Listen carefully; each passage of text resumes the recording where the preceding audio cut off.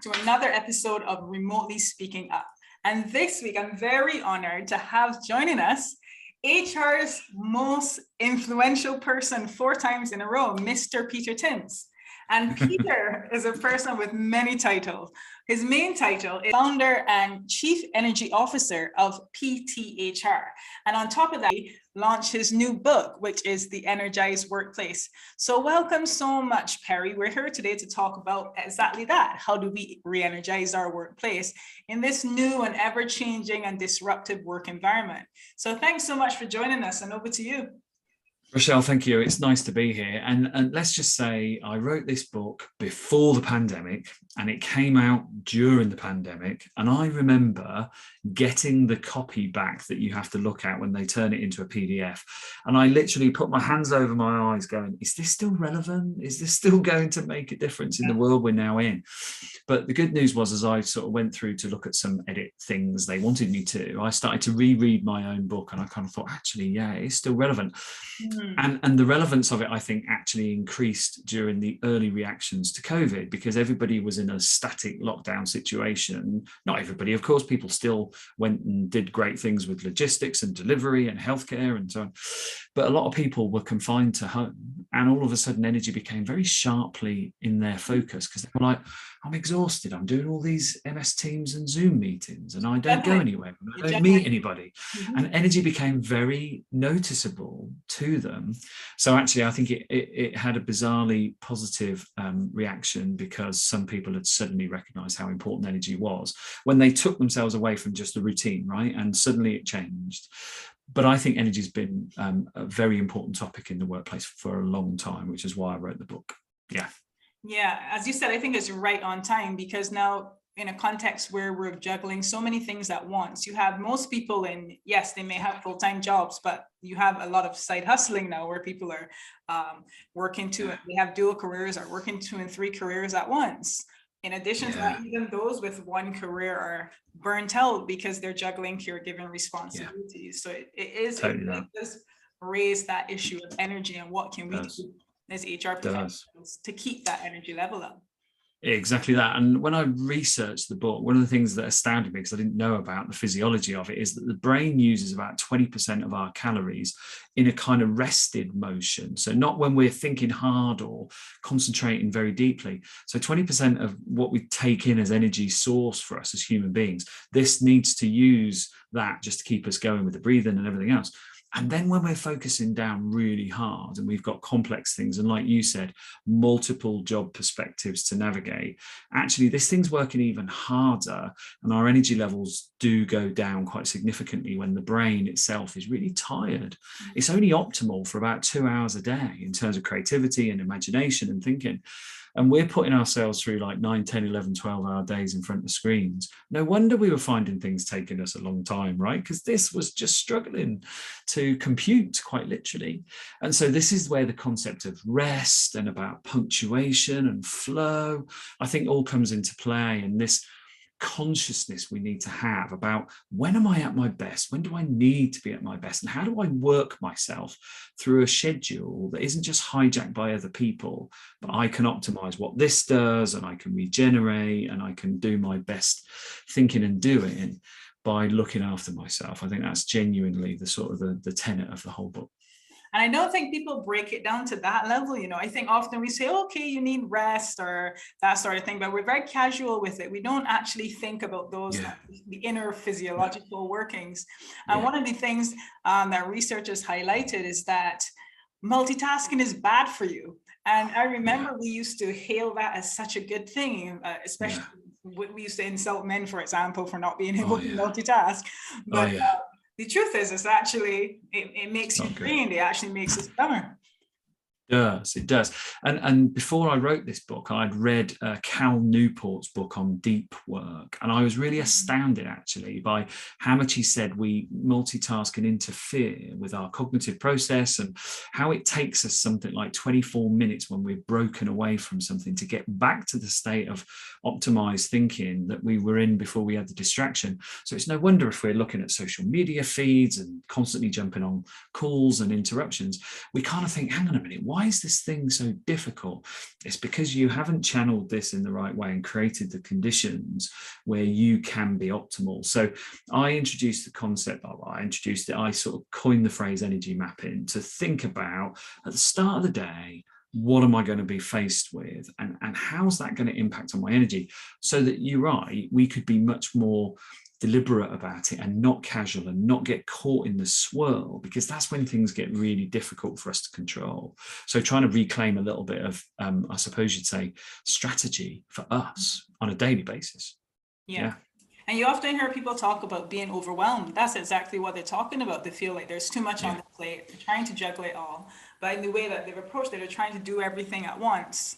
And it's really, it's the cause of burnout. Yeah, you're absolutely right. And in the book and in other things, I've talked about how we can outsource part of our brain. People are like, what?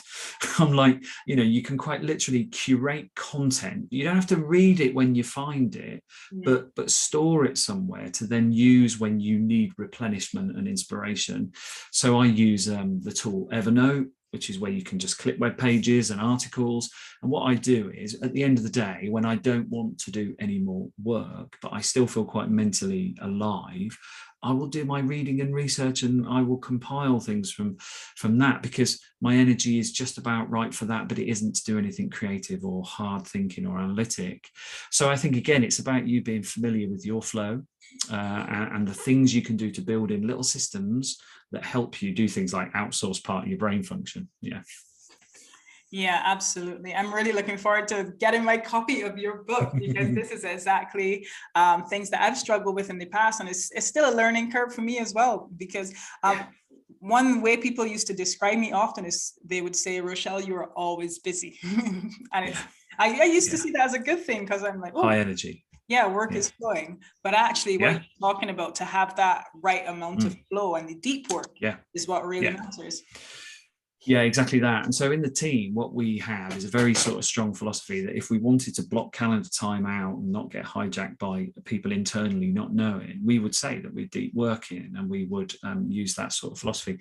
And actually people began to really respect that and understand why that is the case. So we do things like schedule messages so that they don't come at a time when people aren't available, so we don't get that sort of leakage into the day.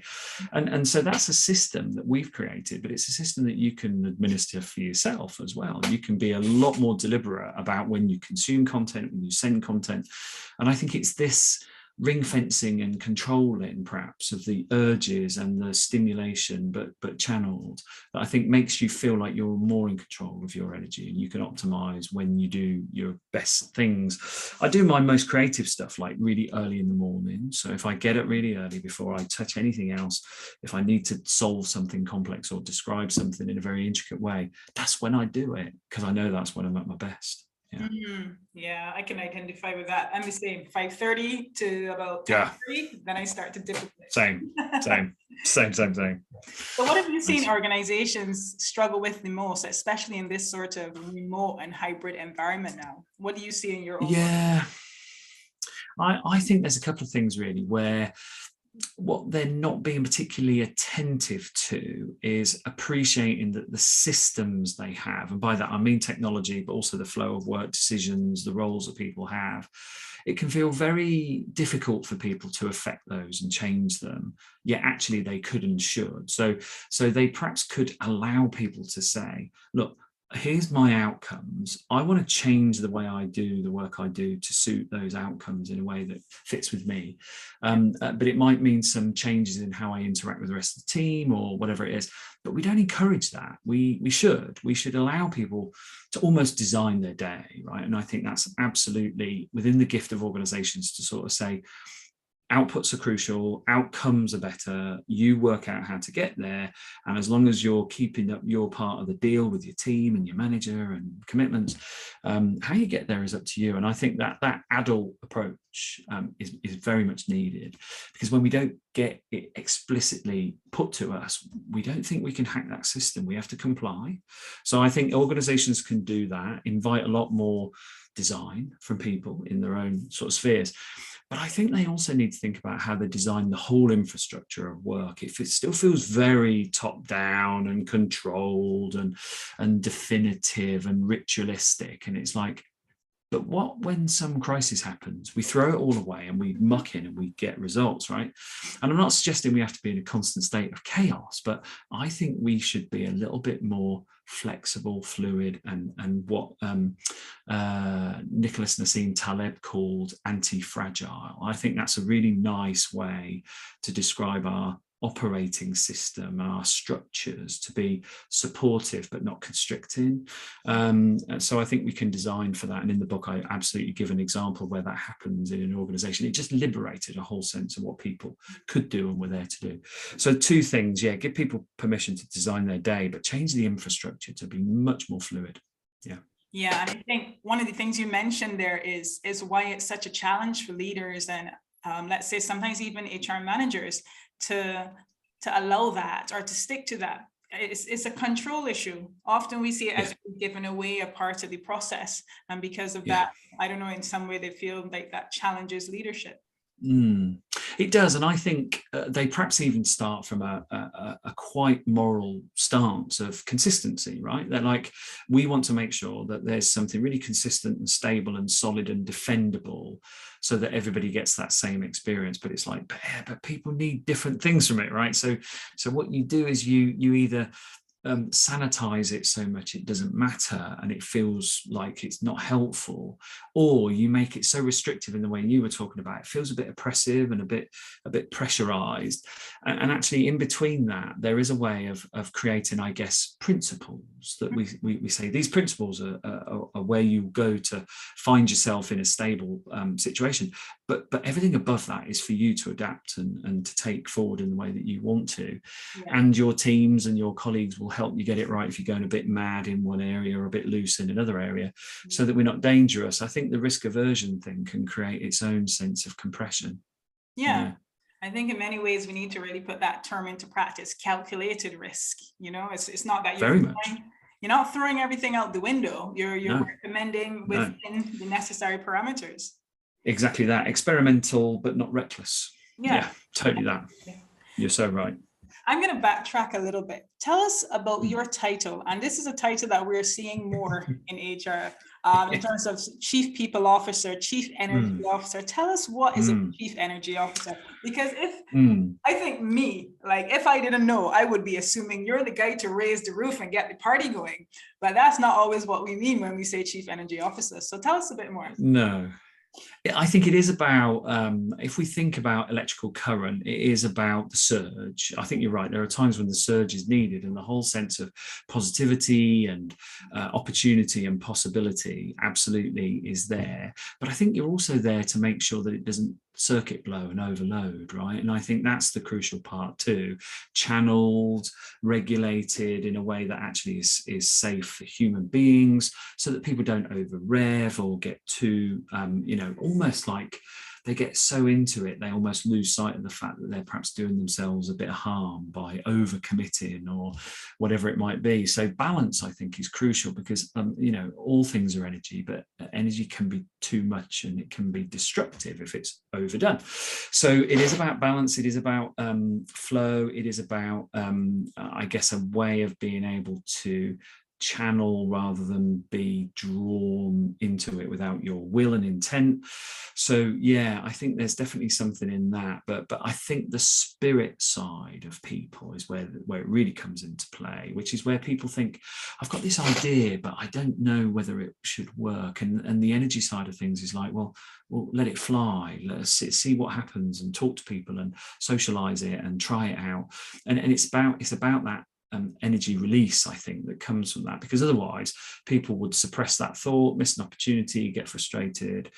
And I think there's something about how people like to influence what's around them that matters to them, but also matters to other people. And if you can see that direct correlation, then the energy flow to that is terrific. I mean, some of the most enabling things I've seen are where people really come to life because they feel like they've absolutely got their energy in the right place, and it's been stewarded and held in a sort of nice, I suppose you'd say, kind of safe manner by somebody else who believes in them. So that's definitely part of the equation too. Mm. I love that answer. It's so multifaceted. Because when we hear energy, I just simply go to, okay, how can you engage and get the spirits up? But we don't think about, well, if the spirit is too up, how's that affecting the rest of Yeah, the team? How do we yeah. bring it? And it's not like you're trying to suppress or like dampen anyone's Mm, spirit, but you're also thinking no. the impacts of the entire team. For sure. Absolutely, yeah. And I think it comes down to almost like alternating current and distributed current thing. So you quite literally have to have that sort of yin yang, there's always a kind of competing force. And it's not that one pushes the other one down, it's one keeps the other in balance and helps it get the right kind of outcome and direction. In the book, I researched chakras in yoga. And actually the publisher was a little bit reluctant to put that in. They're like, this is a business book. I'm like, yeah. I said, well, you published the book about mindfulness. They're like, oh, okay then.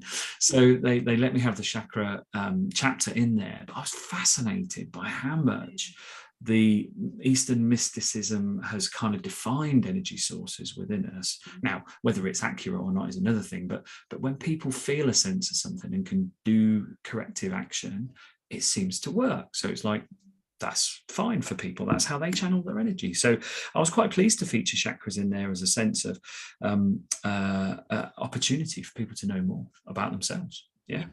That's brilliant. You heard, I agree. I've been hearing a lot of more like Eastern or Asian terms being used in business. Recently, I was discussing the concept of Shiva leadership with another colleague. And typically you wouldn't have seen that before in business where you're bringing in very true. The Eastern methods, which is really good. I mean, of course, we saw it in the 1980s with more business practices, but in terms of the spiritual side, it's good that a lot of companies are now thinking, what is the spirit of the company? I think so too. And companies have an energy force, right? Now, you could say that's inextricably linked to people. And it kind of is. But I think the mission and the purpose and the sort of narrative and the culture, they're all energy forces. And if they're right, and by right, I mean, they've got a virtuous outcome, people believe in it, and they really, really want to be part of it. That's a very powerful force for people that perhaps is missing in some of the organizations that are losing people to the Great Resignation, right? They just haven't got that magnetism and that draw and that allure. And I think there's something, I guess we could call ourselves in HR like the energy diviners. We're trying to divine the energy so that people can follow and find the flow. And I guess we absolutely do that in careers and so on. But I used the phrase with a management team recently, and I thought, am I going to get away with this? And it was Qigong, which is the Chinese art of healing.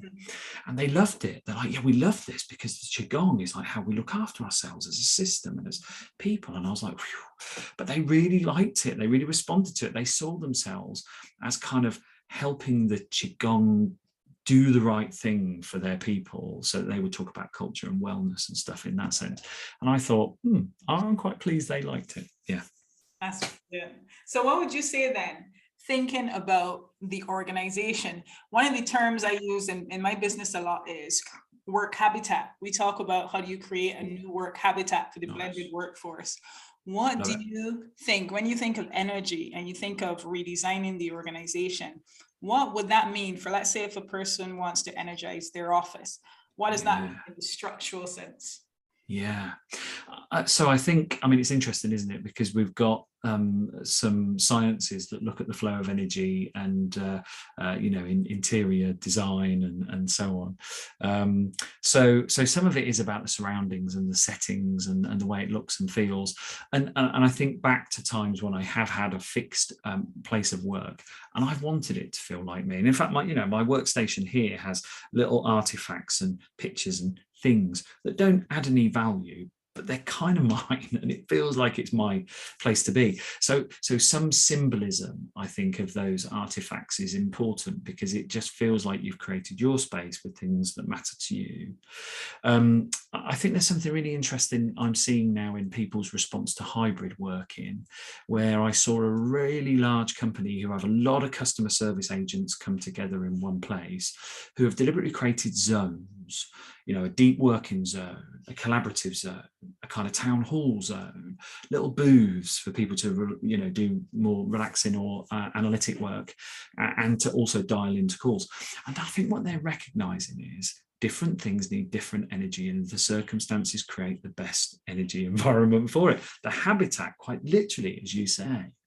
But I also think you can recreate that virtually too, because your channels that you message on and information share, and where you do creative stuff through video and mural boards and so on, they become part of your habitat, and they become part of the way that you symbolize not the physical space, but the virtual space. So we've got a little sort of virtual office where we pop into, and we can just put cameras on and say, hey, how you doing? Just as if we walk past the desk.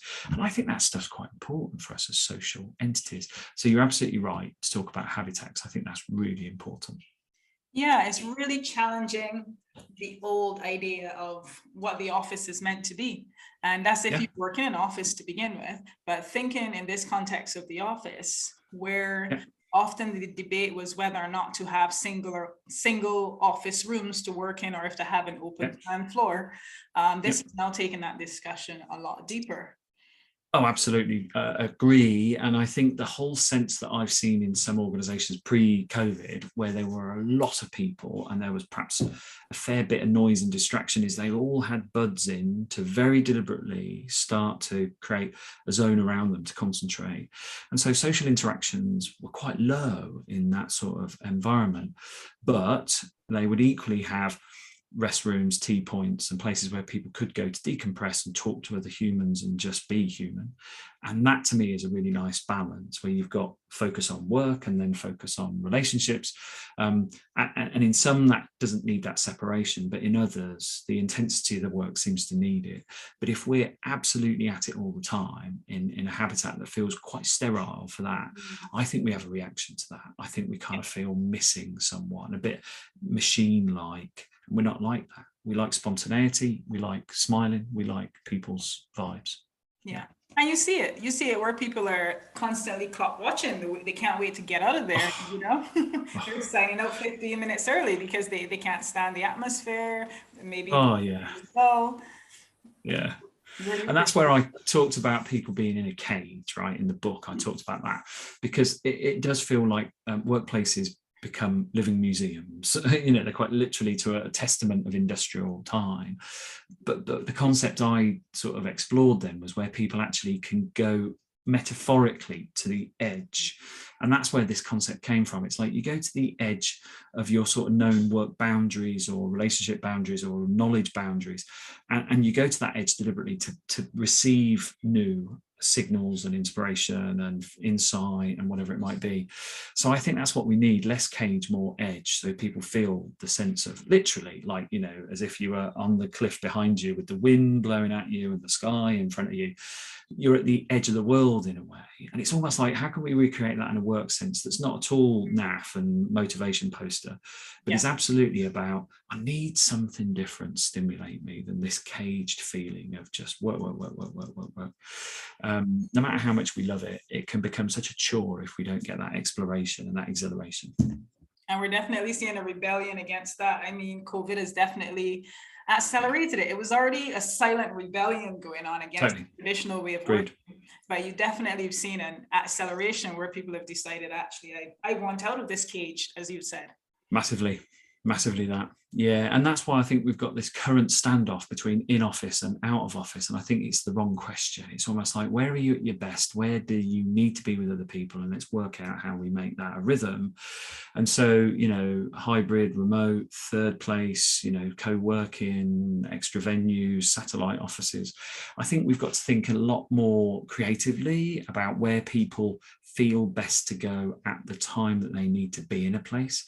And so I think, we'll take a while to work that one out, but you're absolutely right. What COVID's done is put a bit of a rocket under that, and it's all up for grabs now. Absolutely. Well, just as we wrap up, Perry, can you tell us what would be your top advice for a company that wants to re-energize its workplace, whether that's spaces, physical, virtual, whatever that might be? So I think we need to start with the work they do, right? And then we help people understand, where does it come from? Who do I need? What do I need? And so we almost rebuild it in a way that's not at all meant to be some kind of re-engineering, but I think it's just refamiliarization with our work, right? And from that starting point, it's quite a quick leap then to go to, where's the best place? What's the best conditions? What's the best environment? What's, in your words, the best habitat for that?